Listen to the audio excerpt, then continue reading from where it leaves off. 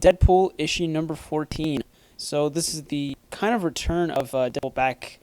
Issue number 13 was a issue that was in the future or in the past in the 1970s, and this actually crosses over with issue number 14 because the villain is the White Man. The White Man, for people who don't know, is basically a pimp back in the 70s when Deadpool was around. And he basically like faced off against the Heroes for Hire, which consisted of Power Man, which was Iron Fist, and Luke Cage, and then Deadpool tagged along. So they froze him back in 1970. So now he's back for revenge. So the White Man kind of makes his way to, in order to bring out the Heroes for Hire, he decides to go to the observation deck at the Empire State Building and take a whole bunch of hostages to get their attention. And, of course, he gets the attention of Luke Cage, who is really pissed off because there's kind of this running joke throughout the entire issue that Deadpool is his partner, which he completely disagrees throughout the entire issue and last issue. So that really pisses him off. It's a nice little running joke. Also, what happens is we meet up with Iron Fist, and he's teaching this, sort of karate class and he gets kind of like a text message from Luke saying, we need to go, remember the White Man back in the 70s when we faced off against him? They don't really know who he is. They kind of forgot who the White Man was. Iron Fist tries to contact Deadpool. It seems the only way to contact him is through his Twitter, which is @Deadpool. So make sure to follow him on there. We cut back to the soup kitchen where Deadpool's at, where he's stalking Agent Gorman, trying to figure out what he's gonna do with him. And he goes to his favorite restaurant, and he basically takes a shit in his in his dumpling soup. But that's not really why he's there. Well, it is, but the reason why we see him there is when Luke Cage and Iron Fist go there. They tell him, what the situation is. And then they go to the observation deck. Deadpool kind of takes, saves the civilians, tell them to escape. And for some reason, these civilians are just, whistleblowing assholes. At one point, Deadpool just slaps, karate chops one dude in the throat for trying to reveal that Luke Cage and Iron Fist are trying to get some hostages out while the White Man doesn't notice.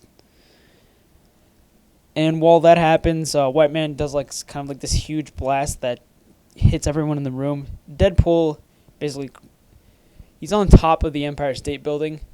He basically essentially falls off and hits a car, and then all of Iron Fist's students are like, "Whoa, you're so cool, man! That was extreme." So the students tell Deadpool that the White Man has taken Luke Cage and Iron Fist hostage. He's frozen them with his magic cane and taking them on his yacht. Will Deadpool be able to stop, the White Man? Jesus Christ, I can't believe what I'm saying. Will he be able to stop the White Man from basically throwing Luke Cage and Iron Fist off the yacht? And if he does, is there any other villains who are trying to attack Deadpool?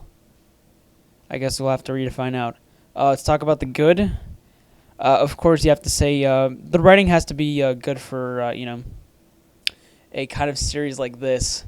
Deadpool definitely feels in character. The White Man is he's a stupid villain, but he's so funny. It's just such the idea of the White Man as a villain is it's so stupid and so funny. It's just silly. At one point, he's trying to hail a cab, and he's like, "Why is it so hard for the White Man to get a cab in here?" So you can see, how the writer uses this villain, to his advantage. Art is pretty good for the most part. It's definitely solid. There's some better panels than others. Kind of a bit of a mixed bag, if you will. Another thing I do like, and this is kind of a spoiler, but at the end of the comic, Deadpool gets attacked by another group of people trying to steal his organs, and that's kind of going into our next story arc, which is the good, the bad, and the ugly, which I heard is going to have Wolverine and Captain America team up. So that's going to be interesting.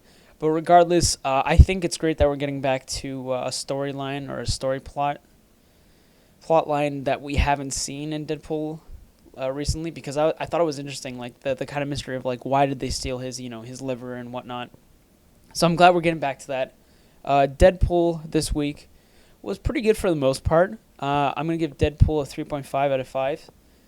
It still has the laughs. The villain's silly, and I'm glad they're returning to back to basics, back to some of the storylines that they're trying to close or go into, because they opened up in the last. I don't know which issue it was, but it was before the whole Soul Hunter storyline.